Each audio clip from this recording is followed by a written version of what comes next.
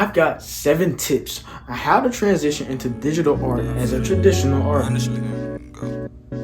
Can't say how I'm feeling inside. I wanna be sealed, but got too much pride. I wanna be sealed, but I really. What's up, y'all? I'm glad y'all here with me, and I'm here with y'all, and y'all came back to watch another one of my videos. Now, y'all be seeing me all over, like, your YouTube or like the shorts or TikTok and Instagram, but these videos are like a more, I guess, formal way of meeting me, because I'm not, just spouting out the mouth like always. I at least have to come in with some sort of plan. So it's good to see y'all here, because this video was made for people in the same situation I was in just early January, where I wanted, finally, after 5 years of traditional art, I wanted to make the leap from traditional to digital. But when I was looking up videos on how to do that, there was none. It was always, here's how to use these programs. It's like, bro, I'm trying to figure out how can I, as a traditional artist, start making digital art? But I couldn't really find any videos that actually gave me the advice that I needed or wanted, or it wasn't stuff that helped, really. This video is supposed to help you out. You're supposed to learn from this and come out with a new perspective. If you're in this situation where you're trying to transition from being a traditional artist to a digital one. Now, when it comes to, starting out as a traditional artist and transitioning into digital, you got to think small. And what I mean by that is you've got to kind of lower your expectations when it comes to what you're going to make now that you're transitioning into digital art. And for me, I had to, kind of make smaller work. I had to pretty much just doodle from then on until I could make full pieces, because it was an entirely new medium. I had to remove the expectation from myself that I'd make something amazing, because I've never experienced it before. I never sat down and tried to do digital. So I had to give myself some more leeway to make it work. Start out, don't expect that you're going to make masterpieces every time you sit down and draw. It's not happening. It's a new medium. And I understand the feeling, because it's like, you thinking you can be good traditional, that it'll translate the same digital, but it's not. You got a whole difference in like friction and availability. You're not gonna make amazing stuff the first time around. It's not happening. So I can't say it's not happening, more like you shouldn't expect that, because you gotta learn all this new stuff before you can get comfortable, and then you're gonna make new stuff when you get comfortable. That's always how it works. And I say another thing is, like I said in previous videos, you've got to let yourself be bad. You got to let yourself be bad. And that's the only way you can kind of accept where you're at in the beginning when it comes to, thinking smaller, having lesser expectations, so that you don't psych yourself out of, this transition to a new medium. But it does help out. And another thing when you're, starting out, if you're like anything like me, I was scared in the beginning. I was like, I really wanted to do it, but I also had a lot of pride only doing traditional. I was like, I'm better than other artists, because I'm still doing the traditional, like the masters, like the old heads in the back. I can draw on paper. Some folks can't even draw on paper. But wouldn't it be cool if I could draw on paper good and do digital good? So I had to lock in. I was like, you know what? Let me do it. Let me start that. But I had to lower my expectations. Let me get good, not let me be good. Let me get good at this. I got to start out bad. I got to get good. You should definitely, when you're first starting out making stuff, on digital, just make doodles. Start out with some doodles. Make a sketch doodle page. Just make some stuff. You don't have to, start out making crazy full pieces, full colored, fully shaded, tinted. You know the works. You don't got to do that. You just put doodle sketches down and you'll see a pretty satisfying result. You got to check it out. Now, my second tip to you is that it will be hard at first when it comes to transitioning to, digital art from being a traditional artist all this time. It won't be, oh, I'm good at traditional, now I'm good at digital. It'll be, oh, I'm good at traditional and I have no clue what I'm doing with digital. When it comes to, this whole process being hard at first, you're going to get a little beat up. It's going to be difficult. starting up, because you got all these new things at your disposal. It's not going to be as intuitive as you thought. Like, common sense really is not going to exist when you start to use new mediums. One of the things that's going to be different is the friction. Like, for me, I was a pen and ink artist that also used markers, but the friction on tablet and paper was like the biggest reason I was scared to do it, because I felt it and I was like, I don't like this. It's totally different. Like, it's totally different. How can I get used to that? But you're gonna have to. Sometimes you're just gonna have to kind of dig in when you're drawing. Like the flow is different. The grip is different. The slip is different. It's smooth. You know what I mean? That's how I get down. I eventually got used to the whole friction and texture of it all by just doing it more. I got used to it. I got acclimated. I got more comfortable. So that's a way for it to help out. That's a way for it to improve. If you aren't getting more comfortable, you probably are confused on what more to draw, and that's going to be one of the harder parts in the beginning, because it's like you want to desperately get into it, you want to desperately succeed, you want to desperately get good, but you're like, well, what do I draw? What do I draw that'll help me improve? What do I draw that'll help me level up my art? And now you're stuck at, do I want to do quick studies? Do I want to do still lifes? Do I want to draw from Pinterest? Do I want to draw old artwork? Do I want to just mess around with some colors? You get confused. It's really understandable. It is. Third tip is that you're gonna have to experiment with this entire program you may be using. I use Procreate, but some people use Clip Studio Paint or Photoshop. When you get into this, you're gonna be using a lot of stuff you've never seen before. Lasso tools, clipping masks, alpha locks, Gaussian blurs. That's something I use all the time, and all these various different brushes. But to get good at it, you're gonna have to try each of them out and just give them a little try. Maybe you use Microsoft Paint. I won't judge, but not everyone's using the same platform, so you kind of have to do your research, do your experimentation. That'll be kind of more individual when it comes to, from this video, what you're getting, because not everybody's using the same platform. But I'm using Procreate, so if you hear me reference any tools, I'm talking about Procreate. Even though I'm pretty sure a lot of the tools you find are on all platforms. It was, I was putting down, I was looking through on the new brushes. I was like, okay, how does this one look? How does this look? How does this one look? The one I kind of settled on that y'all know from my artwork is a dry ink brush. I use my dry ink brush for line art, but I use don't tell me. I use the 6B pencil for sketches, and that was the more comfortable way that I like doing it. It was like, okay, this is kind of looking more like my art, like Dante's work.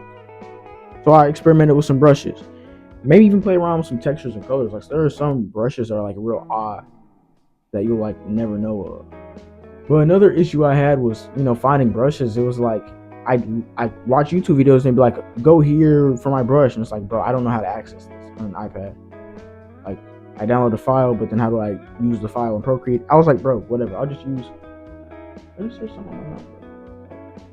use whatever's already on Procreate for free, because I don't feel like having to scour and do all that extra IT work that y'all got me doing. Yuck. I also experiment with the bar tools. That's what I'm calling it. Where if you're on Procreate, you got the top left, you got the wand, the wrench, and the other one, the other two. Because there's settings or share, all that stuff. Because I found that I really like the Gaussian blur tool, because I suck at using the smudge tool. I still don't know how to use it. So if you're here for that, I can't tell you. I don't know how to use it. But wait till I get good with that smudge tool. I'm gonna be goated. It can't nobody be better at this than me. When I get up in there, smudging. My fault. The thing about these apps is that they actually have a lot more stuff than you think. They have a lot to offer in terms of how you can add to work and just make it better overall. So it's not even just you can use the bar tools, use these various textured brushes. You can also just use the tools that the layers have, where it's clipping mask, or alpha log, or grouping and flattening and merging layers. You discover layers and you're like, bro, you can never do this with traditional art. It's literally plus, you boost up. Trace some of your older artwork, what I did when I was starting out is I would take photos of artwork that I had, and I'd be like, okay, well, let me remake this digital. Let me redo the color or the line art. Get a new take on the piece that I've made. And it helped me transition since, when I started, I kind of really didn't know how to, I didn't even know what to draw. It's like I wanted to do this whole new medium, but I had no clue what to do in the beginning. So I use that as a way to kind of smoothen the transition, draw things out, give me something I was familiar with to make everything else more familiar. And I think that'll help. Tracing old artwork will, for one, it'll kind of clear up the confusion on what to draw when you transition to digital art. But, it'll help you revisit some old pieces and show you how much you've improved. It'll kind of give you that confidence boost you need to keep going when it comes to tackling this new medium, pushing onward and, showing your stripes when it comes to this new medium. Artwork, you could trace photos of sketches that you have. It's a great way to kind of warm up and get used to experimenting and the features of Procreate, because it kind of gives you something to start with so that you can kind of see how these experimentations will yield something that you could learn from. So I definitely encourage that. And tracing sketches that you have can kind of make it easier to start off a drawing, because for me in the beginning, I didn't like sketching. I didn't like sketching digitally because it just, it already felt off. And then it's like, it just didn't look right because my hand wasn't used to that surface. So sketching on, my sketchbook, taking a photo of that, and then, tracing over that for like every other step afterward digitally, like it helped. It put me in kind of like a, like a good, comfortable spot so I could advance from there. So I think that's something you should do as well. Another tip that I have for you when it comes to transitioning from traditional art to digital art is you should definitely watch the beginner videos.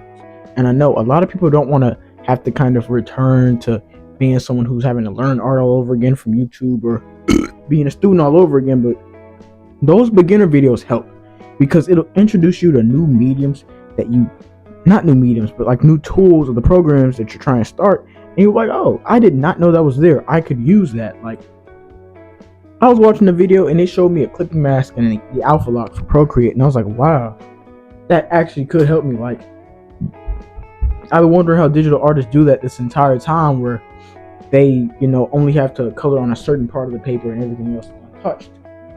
That alpha lock, that clipping mask, it helps. And I know that it'll be like kind of difficult in the beginning. You'll kind of want to drag your feet because like, bro, I already know half this stuff. I already know how to color pick, or I know how to draw. Like, what do I not know about this platform that I could know now that'll help me start this easier? That's what I was looking for. I was like, bro, this is for people who have not drawn before. This is for people who have not used these platforms. I know how to draw. I just don't know how to make it look more like how I do it traditionally on this new medium. That's what I needed. And there were no videos for me. But what I'm working on right here, I hope this can help someone who's trying to transition from traditional to digital. Watching these new videos will kind of ease you into creating more things. It'll kind of give you that push, that introduction, like, okay, I now know what's all here. I know where they are. I can kind of use them when I need it. Maybe I want to add this to this practice sketch. Maybe I want to add this to this sketch, this concept art I'm doing. Like, it'll help you out. It'll kind of give you a good starting point. I didn't have that. I kind of just had a blank canvas and a pen that I didn't know how to use. But these things will kind of, it's almost like getting a coloring page instead of a blank sheet of paper. Like, you already have the lines in there. All you have to do is color. I'm not saying that that's exactly what these videos will do, but it's kind of like that. It's the equivalent. I haven't really been numbering them, but this is my 6th tip. You need to look at how other artists do the work. Now that you're using a whole different medium, you're gonna have to look at the stuff they do. Oh, what brushes are they using? How they do this effect? I really like the the screen tone in the background they did. I like how they did the highlights. How did they get this gradient on here? And also, cell shaded highlights. Like, how do they do that? You're gonna have to start looking at their artwork and watching their processes. Just do their work digitally, because you'll kind of see like a cool thing they do, like a screen tone or a gradient. You're like, I kind of want to put that in my work. I kind of want to see how they did that. Watch how they do it. Look at their art. Don't just look at it and admire it, like it. Like, analyze it. Look at what's there that most people wouldn't notice, but add a lot to the piece. Because that'll give you a lot of insight and hints into what you can do with your drawings that, make it pop, or just give it, finishing touches that add to it overall, that gives you the vibe you wanted in the first place. So I encourage you to look at other people's work. Don't steal, though. Just study. Watching these artists make their pieces. See how they use their tools. See how they use the lasso. See how they use their eraser. Do they just pull out a brush and do it? Or do they lasso something, erase that? Look at how they use the tools, because it could also help you develop some shortcuts in your own work that will be extremely helpful in making pieces faster, because that's what they don't tell you.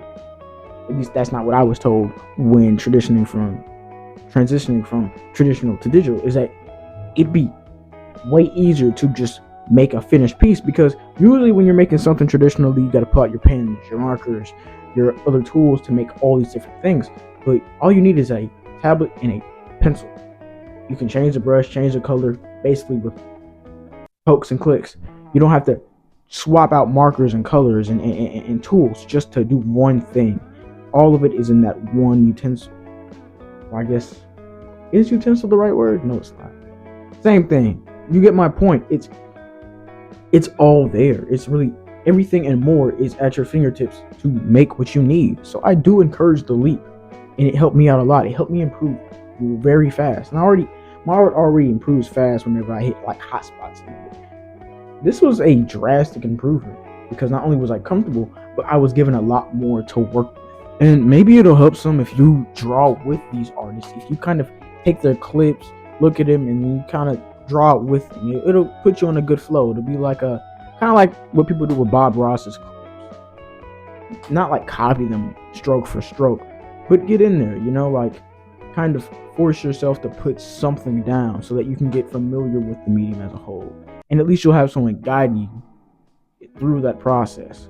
I can make videos where I'm just drawing, and y'all can watch. I can make those if you need, but you gotta comment so I know what y'all will give, or at least what y'all will like. Because I'm gonna post what I want. But if y'all want like a particular kind of video, I can make that. It helps me out. The tip is to, don't fear it. You look forward to this transition. And that's the thing. When I started it, I was really scared too. I wanted to, do all the stuff that they did, but when I first tried it, I was bad. I was like, bro, this is not it. I don't like that. I can't do it. I was under the impression that I would be just as good as I was a digital artist, a traditional artist. I could just start me as good, but no. It felt like I was wearing a new set of legs. It's like, bro, I've had legs before. How come I can't use these? Well, buddy, they're not the same legs. You can't just use them the exact same. Another tip when it comes to transitioning from traditional art to digital art is that you have to look forward to it. And what I mean by that is you can't be fearing it, because when I was fearing it, it caused me like a year or two I could have had 2 extra years of improvement right now if I had locked in with that tablet. I could have had my comic started a year or two earlier if I had used it like I should have, but I was scared and I didn't want to fail, so I didn't. But you have to look forward to these things. You have to find the positives, and the positives that, one, you're going to improve really fast. The second is that you're going to you can add a lot more to your work. And 3, you can basically redo pieces that failed the first time that you couldn't change. You could redo them and still have the original piece. Like, there are a lot of good things that come out of digital art. So I'd say overall, there are many pluses that it has over tradition. Maybe it doesn't feel the same. Maybe it doesn't feel as authentic, but you will have pretty spectacular looking work if you just give it a chance. Fearing it as a whole will kind of just, it'll dampen your progress. It'll stop you from improving as quick as you can and as much as you can, because you will face a lot of improvement when you have a reason. You know what I mean? When you have a reason for doing it, not just, oh, I want to try digital, but like, oh, I have a project I want to do, or oh, I'm tired of this. It'll give you the things you need to advance. So that's why I am making this video, to not only get people, like give them tips on how to make the transition, but also to encourage you. Because if you're only doing the one thing, you will at some point either master it fully or you'll get bored of it. And getting bored of it isn't good, because at some point you should return to traditional and show it some more love. Don't give it up completely, but try something new. You have to give yourself a reason when it comes to making this transition. So yeah, I'm encouraging you to make it, but what reason do you have? For me in the beginning, like I probably said this like many times in the video, because at this point I can't keep track of the clips I've made already. But one of the issues I had was I was falling out of love with traditional. I was barely making this stuff for months on it. I make like maybe a piece or two a month. Now I make like multiple in a day, but they don't have to be like crazy things. But I'd always sit down and be like, well, I have to make a full-fledged piece, and if I don't, I'm not a good artist. Am I an artist? The frequency at which you make pieces does not define you as an artist. Let me clarify that. But for me, I didn't want to be someone call myself an artist and I wasn't at least making something a lot of the time. And traditional got me there because one, I was finally putting out the comics I wanted. I was actually enacting my dream of making comics. So it gave me something, because I couldn't make them traditional. Let's be honest. Yeah, I could draw them and take photos on my phone, but it'd be easier if I just drew them digitally. And so I did. It gave me a reason to pursue that and get better at it. But it also made me fall back in love with art all over again. It gave me the love I forgot I had. And it made me feel more like an artist again. So, just make stuff without any burden or shame, I gave you 7 or 8 tips. I'm probably just going to put in title 7. I gave you 7 tips on transitioning from traditional to digital artists. As you, the artist that may have never done digital, but is doing traditional and wants to make that leap. I do hope this video helped you out. But also I want to remind you to like the video, subscribe so that you can see all my other stuff. And follow me on my other socials, because that's actually where I post my art. And follow my webtoon. You can read my short comic there, because I want a lot more people witnessing the comic and my artwork, so that there can be some hype when I actually come out with the comic. I'm actually planning. I am putting in work, I promise. There's a big message and a big story I want to write, and I want you all there for it. Anyway, thank you. I'm glad you're here. I wanna be serious, but I'm really here. Don't really like here, but I tell you I tried. I did everything else but cry. I done smoke all my weed, young nigga on fried. You can see all this shit in my eye.